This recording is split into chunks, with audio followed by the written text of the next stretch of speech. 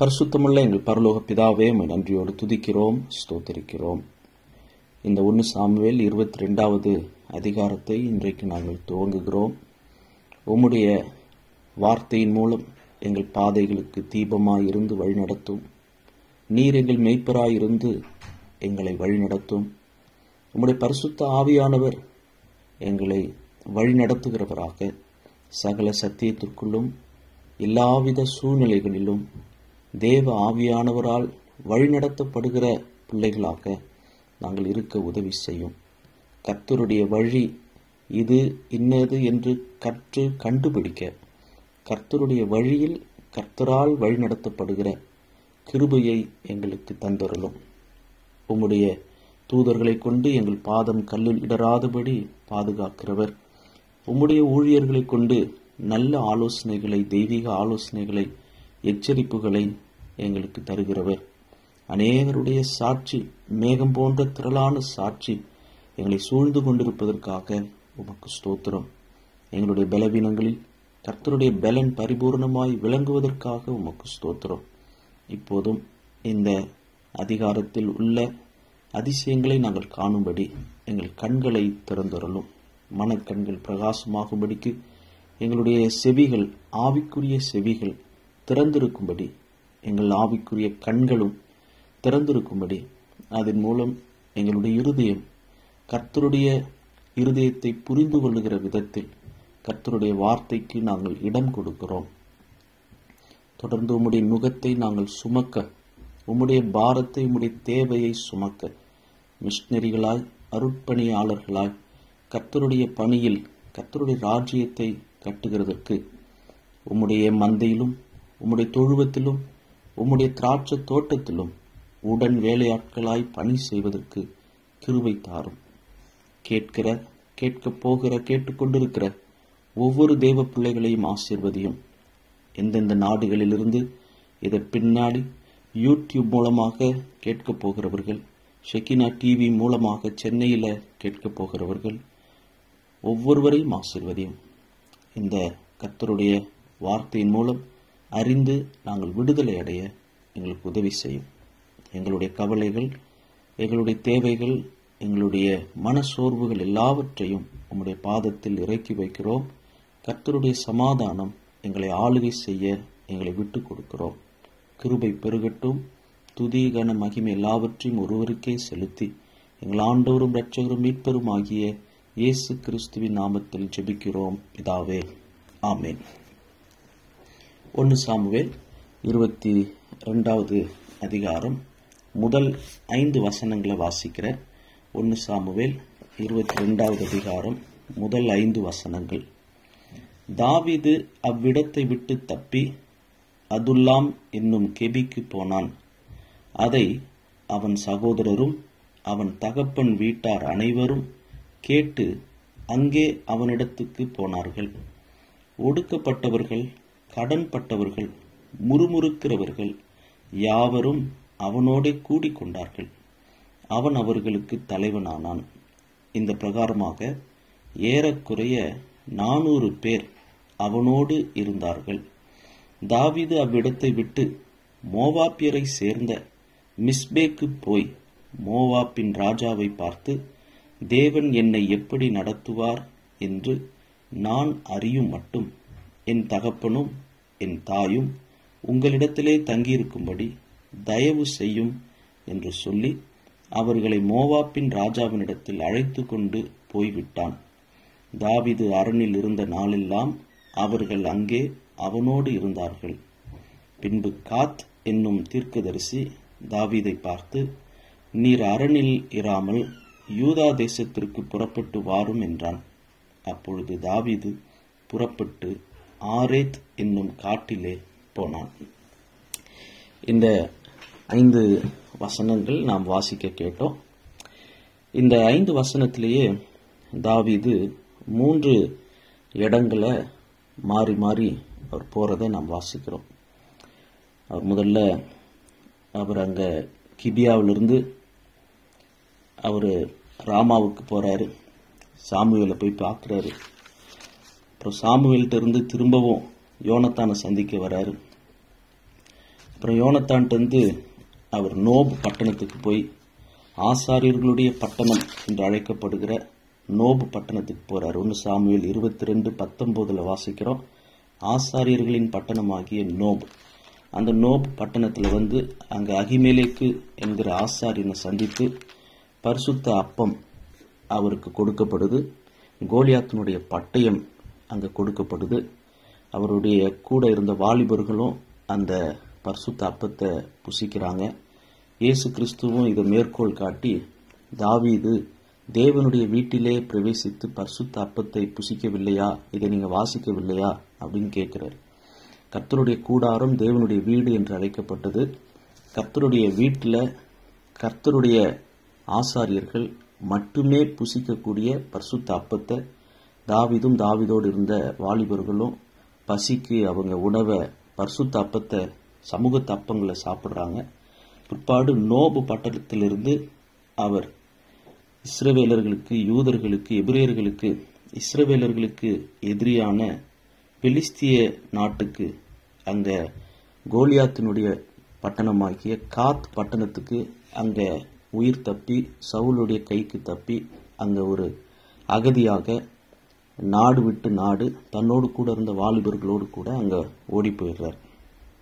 அப்பா அம்மாவை விட்டுட்டு சொந்த ஊர் சொந்த நாட்டை விட்டு அவருடைய உயிரை காப்பாற்றிக் கொள்வதற்காக அவர் அங்க ஓடி போயிடுறார். அங்க போய் தன்னுடைய உயிரை காப்பாற்றிக்கொள்ள அவர் பித்தம் கொண்டவரை போல அனுதாபத்தை பரிதாபத்தை சம்பாதித்து தன்னுடைய உயிரை அவர் எப்படியோ காப்பாற்றிக் கொள்வதற்கு கர்த்தரும் கிருபை அளிக்கிறார். பிற்பாடு அங்கிருந்து அவர் விரட்டப்படுறார். என்னிடத்துல பைத்தியக்காரர் குறைவா இருக்கிறார்களோ, நீங்கள் இவனை ஏன் இங்கு கொண்டு வந்தீர்கள்னு சொல்லி அந்த காத் ஊரானாகிய ஆகிஸ் தாவீத விரட்டி அடிச்சதுனால அங்கிருந்து தாவீது தப்பி 1 சாமுவேல் 22 ஆரம்பிக்கும் போது அங்கிருந்து தாவீது அவ்விடத்தை விட்டு தப்பி அதுல்லாம் என்னும் கெபிக்கு போனான். ஸோ அங்கிருந்து உள்ள வந்ததும் வெளியே போனதும் இல்லீகல் என்ட்ரி, இல்லீகல் எக்ஸிட். அவர் எப்படியோ உள்ள அங்க வந்தாரு. 10வது வசனம், தாவீது எழுந்து சவுலுக்கு தப்பி ஓடி காத்தின் ராஜாவாகிய ஆகிஸிடத்தில் போனான். அப்புறம் அங்கிருந்து இவரே அங்கிருந்து தப்பிச்சு ஓடி இங்க இந்த கெபிக்கு வந்துடுறாரு. திரும்பவும் அவர் இங்க இஸ்ரேல் நாட்டுக்குள்ள வர்றாரு. அதுலயும் குறிப்பா இந்த ஒரு கெபியை தெரிந்து கொள்றார். அந்த கெபிக்குள்ள பொதுவா எல்லாரும் போக முடியாது. அந்த கெபியை குறித்து நான் கொஞ்சம் தேடி பார்த்தேன். அந்த கெபி ஒரு குழியாக, அவ்வளோ சீக்கிரம் யாரும் உள்ளே இறங்க முடியாத ஒரு கெபியாக, ஒரு இருளான ஒரு பகுதி. அவ்வளோ எளிதாக யாரும் உள்ளே போக முடியாது. சரியான பாதை இல்லை. அப்படிப்பட்ட ஒரு இருளான ஒரு கெபியை தாவீது தெரிந்து கொண்டு அங்கே போய் தங்குறார். ஏன்னா தன்னை பிடிக்க வர எதிரிகள் சுலபமாக இந்த இடத்த அவங்க ரீச் பண்ணக்கூடாது, அவங்க உள்ள இறங்க கூடாது, இறங்க முடியாத ஒரு இடத்த தான் அங்கே அவர் தெரிந்து கொள்றார். இந்த கெபிக்கு பிற்பாடு அவர் போகிற இடம் மிஸ்பே என்கிற ஒரு அரணான பட்டணம். அது மோவாப்பிய பட்டணம். 3வது ஆரெத் காடு அல்லது இங்கிலீஷ்ல எரெத். 3 வித்தியாசமான இடங்கள் இந்த 5 வசனத்திலேயே நம்ம வாசிக்கிறோம். தாவீது இடம் விட்டு இடம் பெயர்ந்து போறார். நம்முடைய வாழ்க்கைக்கு ரொம்ப புதுசு இல்லை. நம்மள பல பேர் இடம் விட்டு இடம் பெயர்ந்து நாடு விட்டு நாடு இங்கே வந்திருக்கிறோம். அதுலேயும் வீடு விட்டு வீடு பல இடங்கள் மாறி போயிருக்கிறோம். எவ்வளவு ஒவ்வொரு இடத்த விட்டு போகும்போது கஷ்டமாக இருந்திருக்கும்ன்றது அந்த டயாஸ்போரான்னு இங்கிலீஷில் சொல்லுவாங்க, சிதறப்பட்டவர்கள். அது கிறிஸ்டியன் டயாஸ்போரான்னு சொல்லுவாங்க, இந்தியன் டயாஸ்போரா சொல்லுவாங்க. பல விதங்களில் பல காரணங்கள்னால சிதறப்பட்டவர்கள், அவங்க தான் டயாஸ்போரா. இங்கே தாவீது சிதறி அவர் ஒவ்வொரு இடமாக ஓடுறார். கெபியிலிருந்து ஒரு பட்டணம், பட்டணத்திலிருந்து ஒரு காடு. வாழ்க்கையில் அந்த அப்ஸ் அண்ட் டவுன்ஸ், மேடு பள்ளங்கள் மாறி மாறி வருது. இவரை குறித்து ஒருவேளை எபிரேய நிருபத்தை எழுதியவர் தாவீதையும் சேர்த்து எழுதியிருப்பாரோ அப்படின்னு நினைக்க தோணுது. எபிரேயர் 11வது அதிகாரம் 38வது வசனம். உலகம் அவர்களுக்கு பாத்திரமாய் இருக்கவில்லை. எபிரேயர் 11:38. அவர்கள் வனாந்தரங்களிலேயும் மலைகளிலேயும் குகைகளிலேயும் பூமியின் வெடிப்புகளிலேயும் சிதறுண்டு அலைந்தார்கள். இந்த 11வது அதிகாரம் விசுவாச பட்டியலின் அதிகாரம். இந்த விசுவாசத்தோடு உலகம் அவர்களுக்கு பாத்திரமாய் இல்லாததுனால அவங்க சிதறி அலைந்தார்கள். வெடிப்புகள், குகைகள், மலைகள், வனாந்திரங்கள், தங்களுக்கு ஆதரவு இல்லாம, ஒரு கூரை இல்லாம அலைந்தார்கள். பவுல் லீதியாவுக்கு பிரசங்கித்த அந்த பிலிப்பி பட்டணத்தினுடைய முதல் விசுவாசிக்கப்பட்ட முதல் பெண்மணி லீதியாள் கூரை இல்லாத ஒரு இடத்துல ஒரு ஆற்றங்கரையில் உட்கார்ந்து வழக்கந்தோறும் ஜெபம் பண்றதுக்காக கூடுகிற இடத்துல தான் பவுல் அங்க வசனத்தை பேசினார். கூரை இல்லை, ஆனாலும் அவங்க கிடைக்கிற இடங்கள்லாம் சமயம் வாய்த்தாலும் வாய்க்காவிட்டாலும் திருவசனத்தை ஜாக்கிரதையா பிரசங்கம் பண்ணாங்க. அது சிறைச்சாலையில இருந்தாலும் சரி, பவுல் சீலா இருந்தாலும் சரி, கர்த்தரை துதித்தாங்க. அல்லது ஆத்தங்கரையில் இருந்தாலும் சரி, அவங்க வசனத்தை பேசினாங்க. கர்த்தருடைய பிள்ளைகளுக்கு வாய்ப்பு வசதி இருந்தாதான் நம்ம ஊழியம் செய்வோம், விசுவாசம் இருக்கும், ஜெபம் செய்வோம், துதிப்போம் அப்படின்னு இல்லை. நாம் எக்காலத்திலும் எந்த நிலையிலும் யார் நம்மை விட்டு போனாலும், யாரை விட்டு நாம் வந்தாலும், யாரோடு நாம் இருந்தாலும், நம்மோடு யார் இருந்தாலும், நாம் நம்முடைய விசுவாசம் அது மனுஷருடைய பலத்தில் அல்ல, தேவனுடைய பலத்தில் நிற்க வேண்டும். அந்த பாடத்தை இந்த அதுலாம் என்னும் கெபி தாவீதுக்கு கற்றுத்தருகிறது.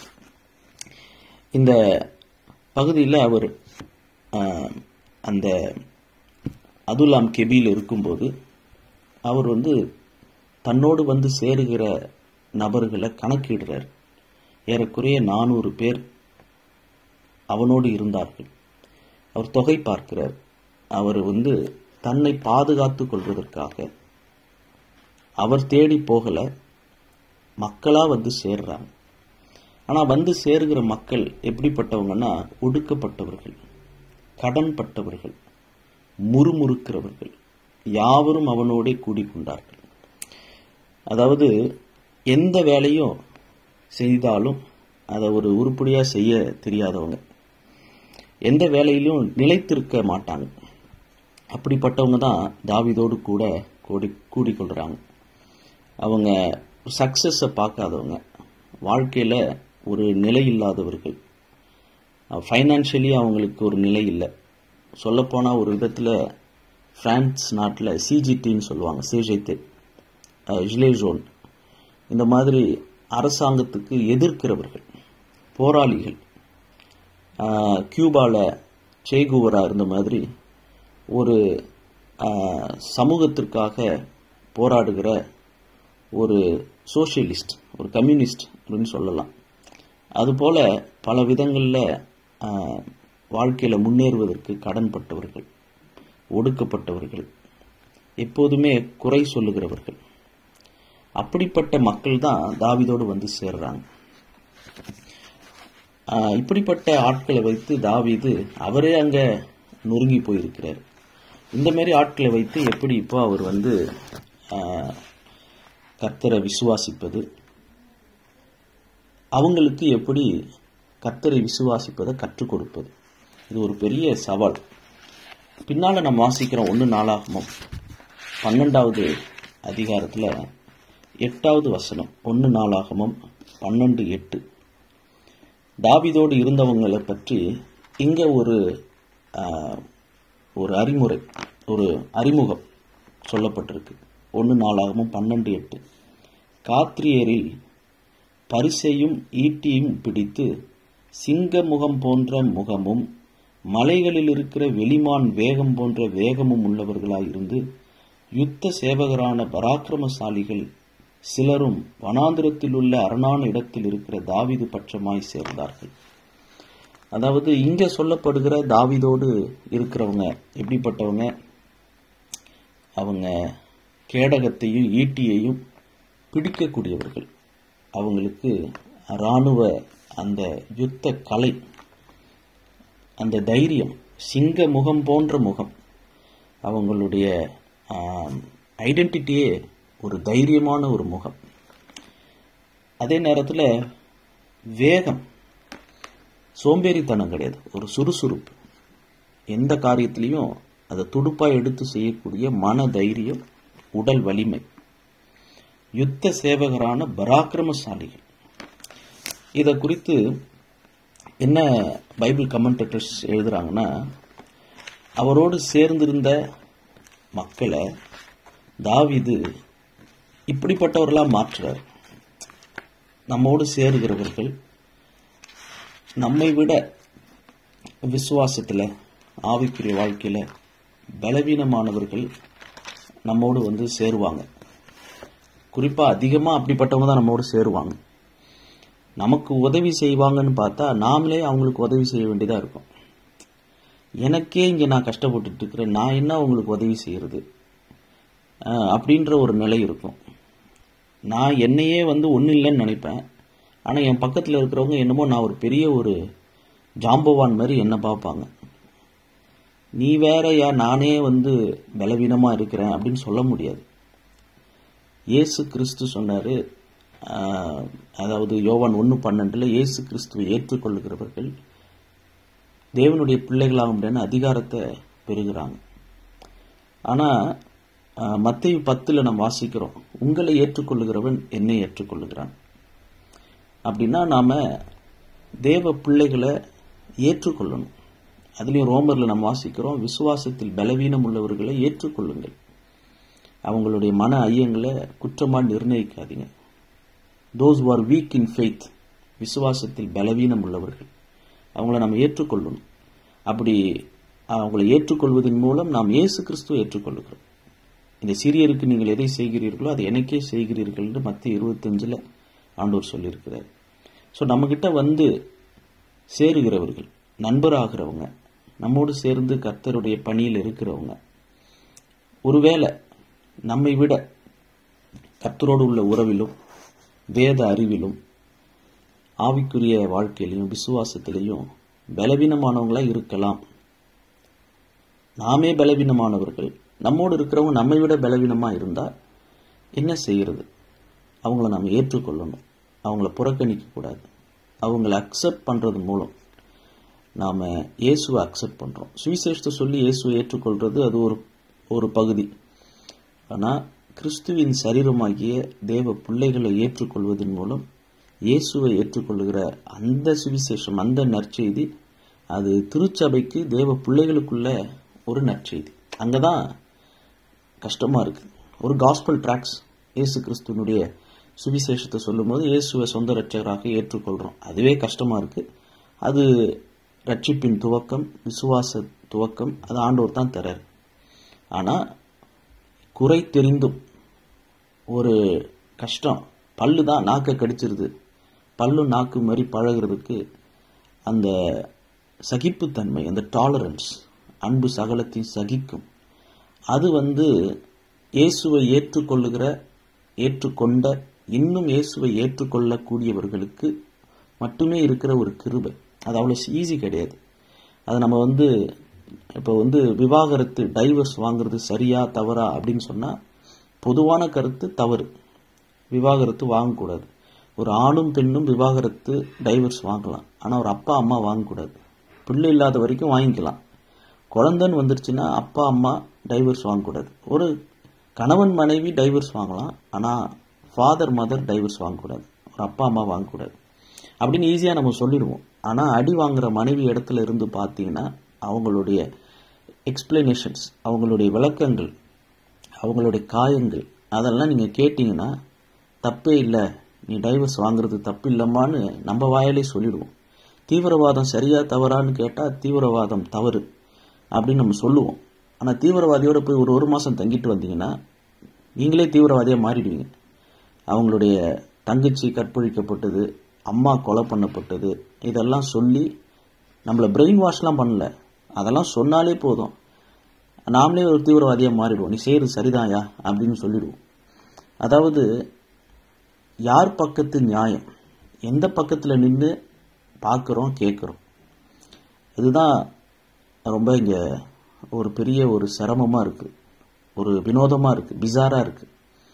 அதனால தான் நம்முடைய நீதியெல்லாம் அழுக்கான கந்தன் வாசிக்கிறோம். நம்ம சொல்கிற நியாயம், நம்ம பக்கத்து நியாயம் கூட அழுக்கான கந்தையாக இருக்குது. கர்த்தருடைய நீதி, தேவ நீதி, அவர் பக்கத்து நியாயம், அதை கண்டுபிடிக்கிறது, அதை புரிந்து கொள்வது தான் இங்கே கஷ்டம். தாவீது ஒடுக்கப்பட்டவர்கள், கடன்பட்டவர்கள், முறுமுறுக்கிற யாவரும் தாவீதோடு கூடி கொள்ளும்போது அவர்களை தாவீது தொகை பார்த்து ஏற்றுக்கொண்டு அவர்களுக்கு தலைவனானான். அப்படின்னா எப்படிப்பட்ட ஒரு தலைவன்? ஒடுக்கப்பட்டவர்களின் தலைவனே, கடன்பட்டவர்களின் தலைவனே, முறுமுறுக்கிறவர்களின் தலைவனே வாழ்க அப்படின்னு தான் தாவீதுக்கு சுவரொட்டி நம்ம அடித்து நோட்டீஸ் ஒட்டணும். அப்படிப்பட்ட ஒரு தலைவன் பின்னாட்களில் சிங்கமுகம் போன்றவர்களைப் போல, ஒரு மானுடைய வேகத்தை உடையவர்களைப் போல, ஆயுதங்களை ஏந்துகிறவர்களைப் போல தாவீது தன்னோடு இருந்தவர்களை அவர் மாத்திடுறார். அதுதான் ஒரு தலைமைத்துவ பண்பு. தன்னோடு இருக்கிறவங்களை தைரியம் உள்ளவர்களாக, தன்னோடு இருக்கிறவங்களை உற்சாகப்படுத்துறவங்க தான் தலைவர்கள். நல்லா உற்சாகமாக இருக்கிறவங்கள நசுக்கி போட்டு ஒன்றும் இல்லாமாக்கி அவங்கள இடற பண்ணுகிறவர்கள் ஆவிக்குரிய தலைவர்கள் அல்ல. அவங்க அரசியல் தலைவராக இருக்கலாம், அவங்க ஒரு பெரிய கம்பெனி நடத்துகிறவங்களா இருக்கலாம். ஆனால் ஆவிக்குரிய தலைவர்கள் கீழ்நிலையில் இருக்கிறவங்க, சரிந்து விழுந்து கிடக்கிறவங்கள தூக்கி நிறுத்தணும். நல்லா நின்றுட்டு இருக்கிறவங்கள பிடிச்சி கீழே தள்ளுறது இல்லை, இடித்து போட அல்ல, ஊன்ற கட்டுகிறதற்கே நாம் அதிகாரம் பெற்றிருக்கிறோம். தாவீது தன்னுடைய நிலையிலும் கூட, தனக்கு இருக்கிற கஷ்டமான நிலையிலும் கூட தன்னோடு இருக்கிற மக்களை புரிந்து கொண்டு, ஏற்கனவே அவர் மந்தையை மேய்க்கிற ஒரு மெய்ப்பனாக இருந்ததுனால, மெய்ப்பனுடைய இருதயம் இருந்ததுனால, அந்த துறையிலிருந்து கர்த்தர் தாவீதை தெரிந்து அபிஷேகித்து, கர்த்தருடைய ஆவியானவர் தாவீதோடு கூட அந்நாள் முதற்கொண்டு இருந்தார் என்று நாம் வாசிக்கிறோம். தாவீது இப்போ தன்னை விட மோசமான நிலையில் நிற்கிறவங்களை பார்க்கிறார். அதனால அவருக்குள்ள ஒரு மாற்றம் ஏற்படுது. என்ன மாற்றம்? முதல் மாற்றம் ஏற்படுதுன்னா நல்லா கவனிக்கணும். ரொம்ப சிம்பிளான விளக்கங்கள் தான், நான் புரிந்து கொண்டதை பகிர்ந்து கொள்கிறேன். கர்த்தருடைய ஆவியானவர் நமக்கு உதவி செய்வாராக. 1 சாமுவேல் 16வது அதிகாரத்திலையும் 17வது அதிகாரத்திலையும் தாவீது எப்படி ஒடுக்கப்பட்டார். அவர் இங்க ஒடுக்கப்பட்டவர்கள் தாவீதோடு சேர்ந்துக்கிட்டாங்க. ஆனா தாவீது ஒரு காலத்துல எப்படி அவர் ஒடுக்கப்பட்டார்? 1 சாமுவேல் 16:11 சாமுவேல் தீர்க்கதரிசி இங்க ஈசாயினுடைய வீட்டுக்கு கேட்கிறாரு, உன் பிள்ளைகள் இவ்வளவுதானா என்று ஈசாயை சாமுவேல் கேட்டான். அதற்கு ஈசாய், இன்னும் எல்லாருக்கும் இளையவன் ஒருவன் இருக்கிறான், அவன் ஆடுகளை மேய்த்து கொண்டிருக்கிறான் என்றான். அப்பொழுது சாமுவேல் ஈசாயை நோக்கி, ஆள் அனுப்பி அவனை அழைப்பி, அவன் இங்கே வரும் மட்டும் நான் பந்தி இருக்க மாட்டேன், சாப்பாடு ஆறட்டும், எனக்கு பசிக்கட்டும், என் கூட சாப்பிட்றதா இருந்தால் நீங்களும் காத்துக்கிட்டு இருங்க, எல்லாரும் ஒருத்தவங்க பார்த்துக்கிட்டு வேற ஏதாவது கதை பேசுவோம், ஆனால் நான் சாப்பிட மாட்டேன், கை நினைக்க மாட்டேன். தீர்க்கதரிசி சாப்பிடாம மற்றவங்க யாரும் சாப்பிட மாட்டாங்க, அது மரியாதை இல்லை, டேபிள் மேனர்ஸ் இல்லை. சாப்பாடும் ஆறுது, அப்பெல்லாம் நிற்கிறோம் கிடையாது. இப்போ போய் அவர் ஒன்றும் கொல்லையில் ஆடு மேய்ச்சிட்டு இல்லை, ஆடு மேய்க்கிற இடம் எங்கேயோ இருக்குது. ஆள் அனுப்பி அங்கே தாவீதை அழைச்சிட்டு வர வரைக்கும் இங்கே சாமுவேலும் ஈசாயும் சகோதரர்கள் எல்லாரும் இருக்கிறாங்க, யாரும் சாப்பிடல. பிள்ளைகள் இவ்வளவுதானா அப்படின்னு கேட்குற நிலைமைக்கு அவ்வளவு மரியாதை தாவீதுக்கு ஈசாயினுடைய குடும்பத்தில். சொந்த வீட்டில் மரியாதை இல்லை. வீட்டுக்கு ஒரு தேசிய தீர்க்கதரிசி வந்திருக்கிறார், ஆனால் வீட்டில் அந்த முக்கியமான நிகழ்வுக்கு சொல்லி கூட விடலை. முன்னாடியே வந்திருப்பா அப்படின்னு சொல்லலை. இல்லை, எல்லா சகோதரனையும் கூப்பிடும் போதாவது தாவீதுக்கும் செய்தி அனுப்பல. அவர் ஒடுக்கப்படுறார், அவமதிக்கப்படுறார், அங்கே கனவீனப்படுத்தப்படுறார். அதாவது ஒருத்தவங்க மேலே கோபமாக கூட இருந்துடலாம், ஆனால் அசட்டை அப்படின்றது இருக்குல்ல, அது ரொம்ப வலிக்கும். அது அசட்டை பண்ணுதல். அசட்டைப்படுறதுன்னா என்னன்னா, பார்க்கறது ஆனால் பார்க்காத மாதிரி நடத்துறது. இவங்க இருக்கிறாங்கன்னு தெரியும், ஆனால் சிரித்து பேசுறது கிடையாது. அது ரொம்ப ஒரு கனவீனப்படுத்துகிற ஒரு செயல், அசட்டை பண்ணுதல். அது ரொம்ப மனசை காயப்படுத்தும். அது பின்னாடி அந்த வாலிப வயதுல தாவீதுக்கு அந்த அந்த நிலைமையில அந்த சூழ்நிலை எப்படி இருந்திருக்கும்னு நமக்கு எழுதியில்லை. அவரும் ஒரு மனுஷன்தான். வாயில நுரைய தள்ளி கதவை கீறினாருன்ற நிலைமைக்கு தாவீது போனாருன்னா, அவர் அகிமேலேக்கின் இடத்துல பொய் சொன்னாருன்னா, அவரும் ஒரு மனுஷன்தான்றது நிரூபிக்கிறார். அப்ப அவருக்கு எப்படி மனநிலை இருந்திருக்கும்னு இங்க சொல்லப்படலை. ஆனா அவருடைய சொந்த வீட்டுல அவருடைய தாய் தகப்பன் அவர் கனம் பண்ணல. பிள்ளைகள் இவ்வளவுதானான்னு கேட்கிற நிலைமையில தான் அவருடைய மதிப்பு மரியாதை வீட்டுல இருந்துச்சு.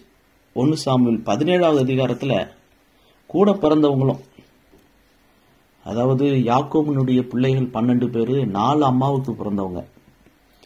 அப்போ நீ முதல் தரத்து அம்மாவுக்கு பிறந்தவன், நீ 2ஆம் தரத்துக்கு பிறந்தவன், நீ முதல் தரத்தினுடைய வேலைக்காரிக்கு பிறந்தவன், நீ 2ஆம் தரத்தினுடைய வேலைக்காரிக்கு பிறந்தவன், இப்படி அங்க ஏ கிளாஸ் பி கிளாஸ்னு பிள்ளைகளுக்குள்ள 4 அம்மாவுக்கு பிறந்தவங்க அங்க கூட இல்லை.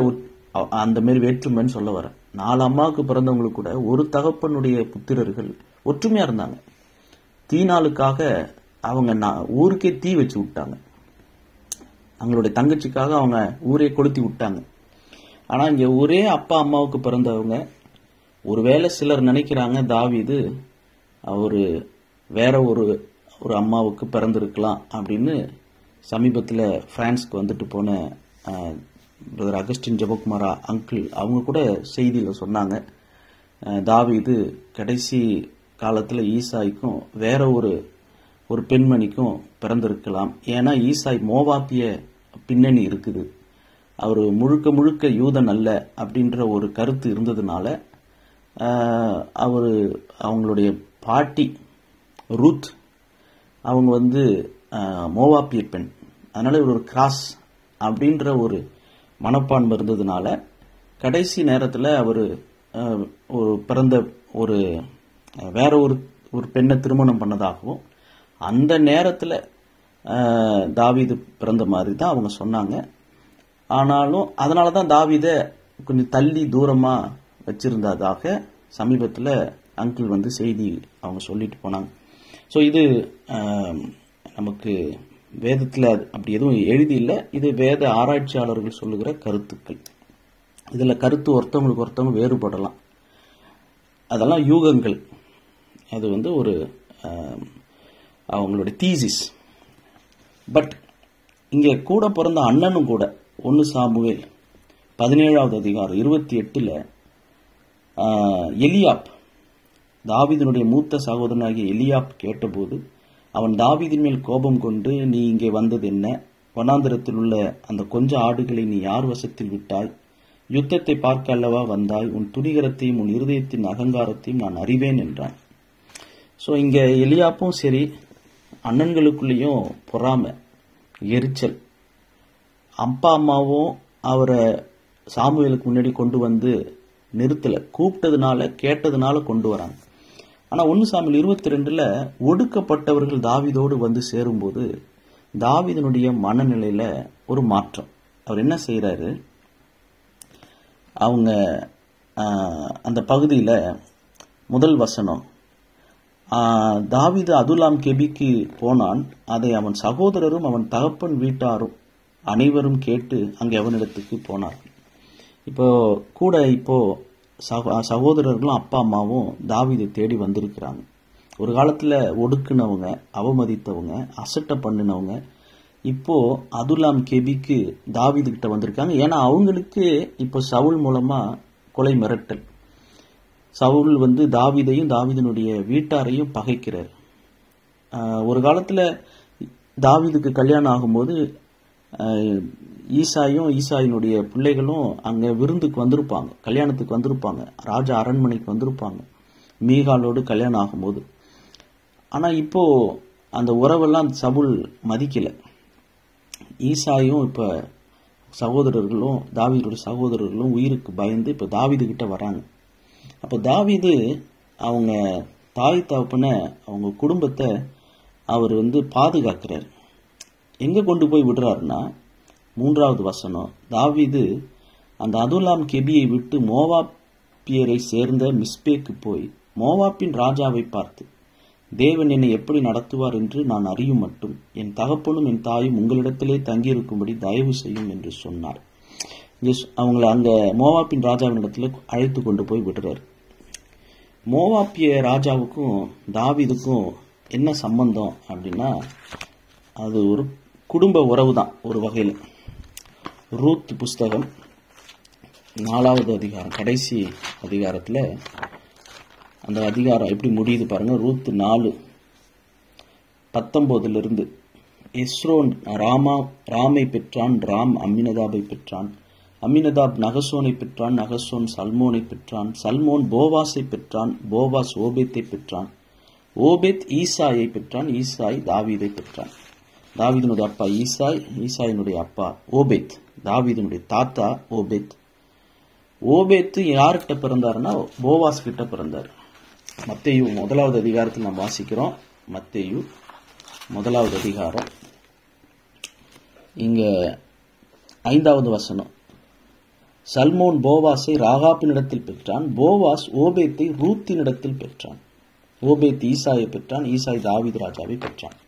ஸோ தாவீதினுடைய தாத்தா ஓபேத், ஓபேத் தாத்தா யாருக்கு பிறந்தாருன்னா போவாஸ்க்கு பிறந்தார். கொள்ளு தாத்தா போவாஸ். போவாஸ் யாரிடத்துல இந்த ஓபேத்தை பெற்றார்னா ரூத்தின் இடத்துல. ரூத் யாரு? நகோமியினுடைய மருமகள். அவங்க மோவாப்பிய ஸ்திரீ. வாழ்க்கையில 10 வருஷம் குழந்தை இல்லை இந்த நகோமியினுடைய மகனுக்கும் ரூத்துக்கும். 10 வருஷம் கல்யாணம் ஆகியிருக்கு, ஆனால் குழந்தை இல்லை. ரூத் 1வது அதிகாரம் 4வது வசனம், ரூத் 1:4. இங்க நகோமியின் புருஷனாகிய எலிமெலேக்கு இறந்து போனான். 3வது வசனம், அவளும் அவளுடைய 2 குமாரரும் மாத்திரம் இருந்தார்கள். இவர்கள் அம்மாவும் 2 ஆண் பிள்ளைகளும் மோவாப்பியரில் பெண் கொண்டார்கள். அவர்களில் ஒருத்தி பேர் ஓர்பால், மற்றவள் பேர் ரூத். அங்கே ஏறக்குறைய 10 வருஷம் வாசம் பண்ணினார்கள். கல்யாணம் ஆகி 10 வருஷம் ஆகுது, குழந்தையே இல்லை. இல்லாம இருந்து நகோமியினுடைய 2 குமாரர்களும் இறந்து போயிடுறாங்க. அதுல ஓர்பால் கடைசியில் அவங்க திரும்ப மோவாப் நாட்டுக்கே போயிடுறாங்க. ரூத் அவங்க நகோமியை விடாம உம்முடைய தேவன் என்னுடைய தேவன், உம்முடைய ஜனம் என்னுடைய ஜனம் சொல்லி அவங்க நகோமியை பின்பற்றி வந்து அவங்க போவாஸை பிற்பாடு திருமணம் ஆகுறாங்க. 10 வருஷம் கழிச்சு விதவையாக்கப்பட்ட ரூத் இங்க போவாஸை திருமணம் பண்றாங்க. அப்படி ஒரு இஸ்ரவேலருக்கும் ஒரு யூத போவாஸ்க்கும் மோவாப்பிய பெண் விதவை பெண் ரூத்துக்கும் மறுமணம் 2வது கல்யாணத்துல தான் ஓபேத் பிறக்கிறாரு. அந்த ஓபேத்துக்கு அப்பா யூதன், அம்மா மோவாப். அந்த ஓபேத்தினுடைய மகன் ஈசாய், ஈசாயினுடைய மகன் தாவீது. அப்படின்னா தாவீதுக்கு ஒரு குடும்பம், அவருக்கு வந்து மோவாப்பிய நாட்டில் ரத்த உறவு இருக்கு. அந்த உறவின் அடிப்படையில் கொண்டு போறார். அப்பாவை ஈசாயை கொண்டு போய் மோவாப்பின் ராஜாவினிடத்தில் அழைத்து கொண்டு போய், என் தகப்பனும் என் தாயும் உங்களிடத்திலே தங்கியிருக்கும்படி தயவு செய்யும் அப்படின்னு சொல்லி கேட்கிறாரு. அவங்களும் எப்படி இருந்தாலும் ஒரு வகையில் ரூத்தினுடைய சரித்திரம் இங்க வந்து தயவு காட்டின போவாஸ். பஞ்ச நாட்கள்ல எங்க நாட்டு விதவைய பஞ்ச நாட்கள்ல ஒரு பெரிய ஒரு பணக்காரர், ஐஸ்வர்யவான் போவாஸ். அவர் வந்து பல பேருக்கு வேலை கொடுக்கிறவர். ஆனா அவர் வந்து எங்க நாட்டு பெண்ணுக்கு வாழ்வு கொடுத்து திருமணம் பண்ணி அவருக்கு பிறந்த பிள்ளைகளுடைய பேர பிள்ளைங்க தாவீது, ஈசாயெல்லாம் வந்திருக்கிறாங்கன்னும் போது அவர் மோவாப்பிய ராஜா ஏற்றுக்கொள்றாரு. இங்க தாவீது ஒடுக்கப்பட்டவர்களை, கடன்பட்டவர்கள், முறுமுறுக்கிறவர்களை, தன்னை விட பலவீனமானவர்களை ஏற்றுக்கொள்றாரு. 1. 2வது, தன்னுடைய தாய் தகப்பனுக்கு அவர் ஒரு காலத்துல தாயும் தகப்பனும் அவரை அவ்வளவு ஏற்றுக்கொள்ளல. அவங்க வேற பிள்ளை இருக்காங்களான்னு கேட்கிற நிலைமையில சாமுவேல் கேட்கிறபடி தான் அவங்க நடந்துக்கிட்டாங்க. அப்படிப்பட்டவங்களையும் அவர் என்ன பண்றாரு, அவங்களுக்கு ஒரு வசதி, ஒரு வாய்ப்பு, ஒரு பாதுகாப்பு, ஒரு அரணான பட்டணத்துல அவங்க பாதுகாப்போடு இருக்கணும்னு சொல்லி அங்கே கொண்டு போய் அவங்கள விடுறாரு. சங்கீதம் 27:10 நம்ம வாசிக்கிறோம். சங்கீதம் 27:10 என் தகப்பனும் என் தாயும் என்னை கைவிட்டாலும் கர்த்தர் என்னை சேர்த்துக் கொள்வார். ஒருவேளை அவங்க கைவிட்டாலும் அது பழி வாங்காம, என்ன அசட்டை பண்ணீங்கல்ல, இப்ப என்னதானே தேடி வந்திருக்கிறீங்க அப்படின்னு சொல்லாம, கர்த்தர் என்னை சேர்த்து கொண்டார், நானும் உங்களை சேர்த்து கொள்ளுகிறேன். கர்த்தர் நம்மளை எப்படி நடத்துறாரு, கர்த்தர் நல்லவர் என்பதை ருசித்து பார்த்தது உண்டானால் நாமும் மற்றவங்களை ஆண்டவர் நம்மளை நடத்துற மாதிரி தான் நடத்துவோம். அவர் நம்மை சேர்த்து கொண்டார், ஏற்றுக்கொண்டார், மன்னிக்கிறார், அரவணைக்கிறாரு. 7 தரம் மன்னிக்கிறாரு. 7 தரம் மட்டுமா மன்னிக்கிறாரு? அவர் இரக்கத்தில் ஐஸ்வர்யம் உள்ளவர், மன்னித்து கொண்டே இருக்கிறார். ஆனா நாம மற்றவங்களை மன்னிக்கிறோமா, ஏற்றுக்கொள்றோமா? தாவீது இந்த அதுல்லாம் கெபியில தன்னோடு இருந்தவர்களை ஏற்றுக்கொள்றது மட்டும் இல்லை, தனக்கு கொடுக்க வேண்டிய அங்கீகாரத்தை கொடுக்காதவர்களை அவர் ஏற்றுக்கொள்றார். அவங்கள எங்க கொண்டு போய் விடுறது? உறவின் முறையில அவர் கொண்டு போய் மோவாப், ரூத் அவங்களுடைய மண்ணில் கொண்டு போய் அவர் அந்த உறவை சரியான நேரத்தில் கையாண்டு அங்க கொண்டு போய் விடுறார். 1 தீமோத்தேயு 5:4 வாசிக்கிறோம். இப்படி தாவீதுக்கு அதுக்குன்னு ஒரு தீமையான அப்பா அம்மான்னு சொல்லிட முடியாது. அந்த நேரத்தில் அவங்க அசட்டை பண்ணாங்க. அண்ணன்க அங்க எலியாப்பு குறித்து வாசிக்கிறோம், கோபப்படுறாங்க, மட்டம் தட்டுறாங்க. ஆனாலும் அவங்களை ஏற்றுக்கொள்றாரு. புதிய ஏற்பாட்டில் நம்ம வாசிக்கிறோம் 1 தீமோத்தேயு 5:4 1 தீமோத்தேயு 5:4 நடுப்பகுதி. பெற்றார் செய்த நன்மைகளுக்கு பதில் நன்மைகளை செய்ய கற்றுக்கொள்ள கடவர்கள், அது நன்மையும் தேவனுக்கு முன்பாக பிரியமுமாய் இருக்கிறது. அதாவது பதில் நன்மை செய்ய பிள்ளைகள் நாம் அறிந்திருக்கணும். ஆனா அதுக்கு முன்னாடி வாசிக்கிறோம், பெற்றார் செய்த நன்மை. பெற்றோர்களும் பிள்ளைகளுக்கு நன்மை செய்யணும், பிள்ளைகளுக்கு தீமை செய்யக்கூடாது, பிள்ளைகளுக்கு நன்மை செய்யணும். தன் சொந்த சரீரத்தை பகைத்தவன் ஒருவன் இல்லை. தன் மனைவிக்கு நன்மை செய்யணும், தன் கணவனுக்கு நன்மை செய்யணும். அப்படி கணவன் மனைவியா இருந்து கர்த்தரால் வரும் சுதந்திரமாக பிள்ளைகளை பெற்று கருப்பையை தாண்டாதவங்க எத்தனை பேர்? அம்மாவனுடைய கருவையை தாண்டாம இறந்து போனவங்க இருக்கிறாங்க. நம்ம கருவை தாண்டி வெளியே வந்திருக்கிறோம். அது கர்த்தருடைய ஈவு, இரக்கம். அப்படிப்பட்ட பிள்ளைகளுக்கு பாம்பை கேட்டால் மீனை கொடுப்பாரா? பொல்லாதவர்களாகி நீங்களே உங்கள் பிள்ளைகளுக்கு நல்ல ஈவுகளை கொடுக்க அறிந்திருக்கும் போது பரமபிதா பரிசுத்த ஆவியானவர் அருளாதிருப்பது எப்படி? அப்படின்னா பொல்லாதவர்களாகி நீங்கள் உங்கள் பிள்ளைகளுக்கு நல்ல ஈவை கொடுக்க அறிந்திருக்கணும். குட் கிஃப்ட்ஸ் அதை கொடுக்க அறிந்திருக்கணும். பெற்றார் பிள்ளைகளுக்கு நன்மை செய்யணும். நன்மை செய்யாத ஈசாய்க்கு ஒடுக்கி கனப்படுத்தாம கனவீனப்படுத்திய ஈசாய்க்கு தாவீது நன்மை செய்தார். எலியாப்புக்கு நன்மை செய்தார். கர்த்தரோ என்னை சேர்த்து கொண்டார், என் தகப்பனும் தாயும் கைவிட்டாங்க, ஆனால் கர்த்தர் என்னை சேர்த்து கொண்டது போல நானும் உங்களை சேர்த்து கொள்றேன்னு சொன்னார். ஆனால் நமக்கு பெற்றார் செய்த நன்மைக்கு பதில், நன்மைகளுக்கு பதில் நன்மைகளை செய்ய கற்றுக்கொள்ள கடவுள். அவங்கள வயதான காலத்தில் கொண்டு போய் ஒரு விடுதியில், ஒரு ஓல்டேஜ் ஹோமில் அப்படி விடுறது அது ஆசீர்வாதம் இல்லை. சொத்துக்காக, பென்ஷன் பணத்துக்காக கூட வச்சு பராமரித்து, பென்ஷன் இல்லாதவங்களை கூட வச்சு பராமரிக்கிறது அது ஆசீர்வாதம் இல்லை. பதில் நன்மைகளை செய்ய நாம் கற்றுக்கொள்ளணும். ஸோ பிள்ளைகளும் நாம் பதில் நன்மைகளை செய்ய கற்றுக்கொள்ளணும். பெற்றாரும் பிள்ளைகளுக்கு நன்மை செய்கிறதுல, நன்மைகளை செய்கிறதுல ஜாக்கிரதையாக இருக்க வேண்டும். அப்படி நன்மை செய்யாதவங்களா இருந்தாலும் கூட தாவீதிடத்திலிருந்து நாம் கற்றுக்கொள்றது, கர்த்தரனை சேர்த்து கொண்டார், நானும் அவர்களை சேர்த்து கொள்வேன்னு சொன்னார். நம்ம எபிரேயர்ல வாசித்தது போல அந்த விசுவாசம், அவர் குகைகள்லையும் அவர் மலைகள்லையும் சிதறுண்டு தாவீதினுடையவர்கள் 400 பேர் ஆயிட்டாங்க. இவங்களுக்கு 3 வேளை சாப்பாடு எங்கிருந்து வரும்? அந்த கேரித் ஆற்றண்டையில் எலியாவுக்கு காகம் கொண்டு வந்து ஒரே ஒரு ஆளுக்கு பஞ்ச நாட்களில் காக்கா வந்து சுட சுட கறி கொடுத்துட்டு போணுச்சு. ஆனால் இவங்க இருக்கிறதே இப்போ ஒரு கெபியில். அப்புறம் இங்கேருந்து ஏறக்குறைய ஒரு 900 மீட்டர் தூரத்தில் இருக்கிற அந்த மிஸ்பே என்கிற அந்த அரணான பட்டணம், அந்த மோவாப்புக்கு அம்மாவையும் அப்பாவையும் கொண்டு போய் வயதான காலத்தில் கொண்டு போய் தாவீது அந்த மோவாப்பிய ராஜாவின் இடத்துல கொண்டு போய் சேர்க்கிறார். அவங்கள இங்கே வச்சுக்கிட்டு இருந்தால் அவங்களுக்கு அது பாதுகாப்பு இல்லை, அவங்களுக்கு ரொம்ப இன்னும் டயர்டாக்கி விட்டுரும். அவங்கள அவர் ஏற்றுக்கொள்கிறார், சேர்த்து கொள்கிறார். அவங்களுக்கு தேவையான நன்மையை தாவீது செய்கிறார். தாவீதுடைய இயலாமையில் அவரே டயர்டாக இருக்கிறார். அந்த நிலைமையிலையும் மற்றவர்களுக்காக கரிசனை உள்ள ஒரு இருதயத்தை தாவீது கிட்ட நம்ம இந்த அதுல்லாம் கெபியில் பார்க்க முடியும். இந்த கெபியில் இருக்கும்போது தாவீது பாடின ஒரு அருமையான பாடல் சங்கீதம் 142. சங்கீதம் 142 தாவீது கெபியில் இருக்கும்போது பண்ணின விண்ணப்பமாகிய மஸ்கீல் என்னும் சங்கீதம். அங்கே அவ்வளோ ஒரு இருட்டு, அவ்வளோ ஒரு கார் இருள். அது அவருக்கு எப்படி தெரிஞ்சதுன்னா, ஒரு பிரிசன், யோசேப்பு சிறையில் இருந்தது போல.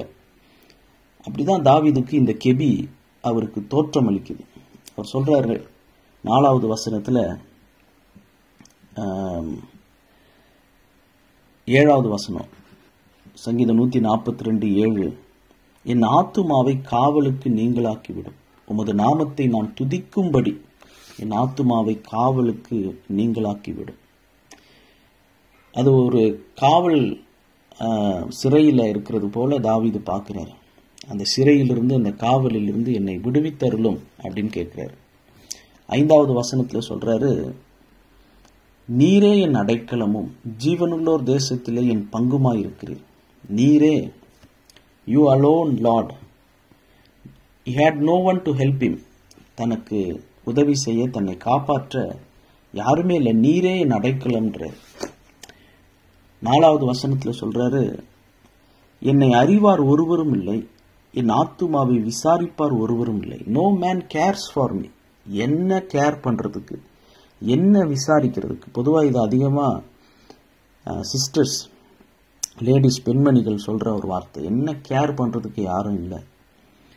நான் இவ்வளோ வேலை செய்கிறேன், ஆனால் என்ன விசாரிக்க, என்ன பாராட்ட, என்ன உற்சாகப்படுத்த, என்கிட்ட அன்பு காட்ட, எமோஷ்னலாக உணர்வு பூர்வமாக என்ன கேர் பண்ணுறதுக்கு இங்கே யாரும் இல்லை. தாவீது சொல்றாரு, என் ஆத்துமாவை விசாரிப்பார் ஒருவரும் இல்லை.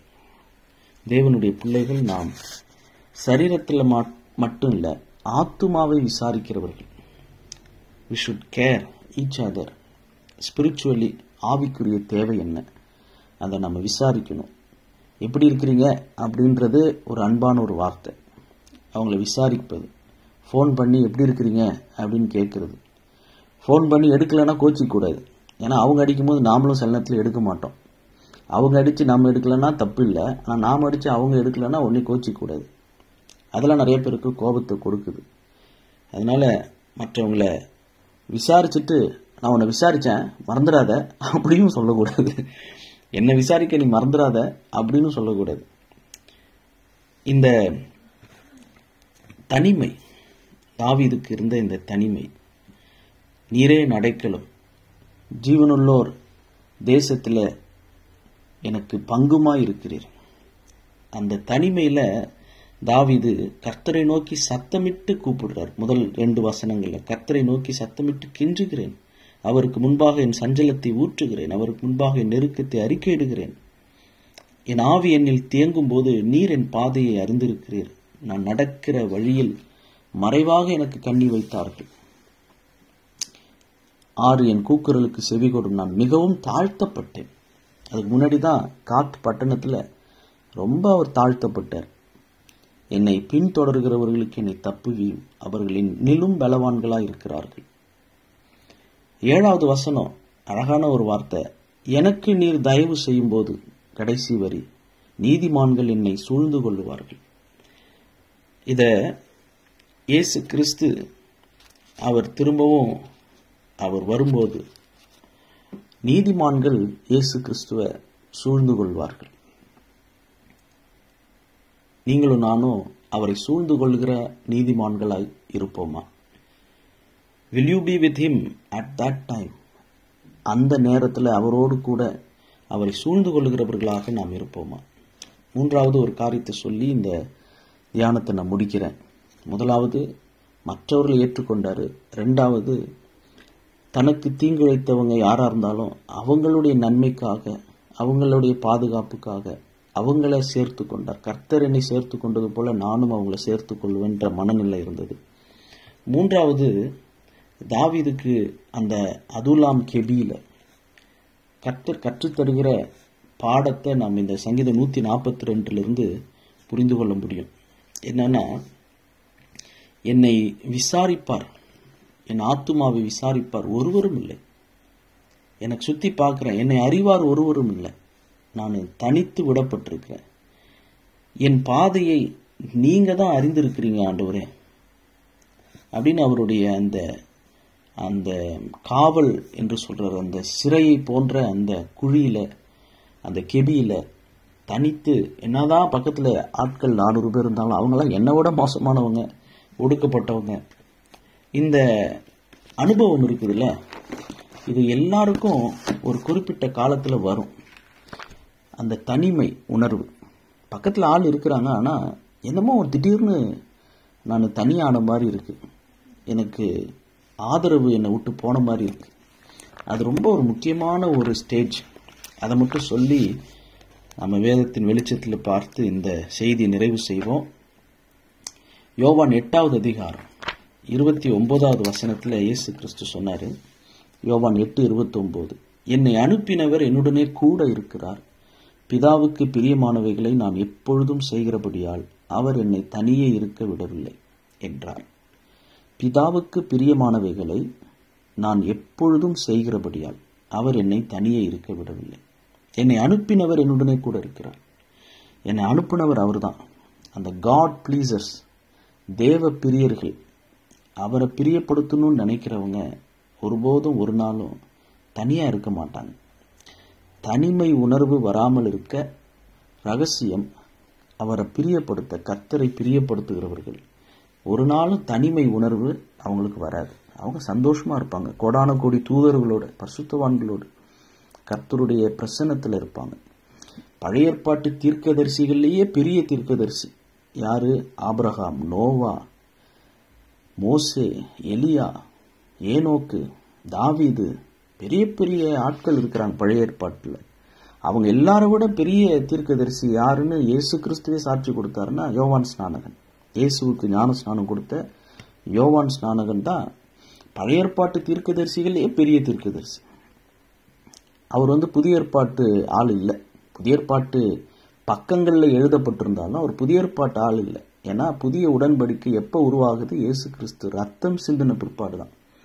இயேசு கிறிஸ்துவின் ரத்தத்தினால் புதிய உடன்படிக்கை உருவாகுது.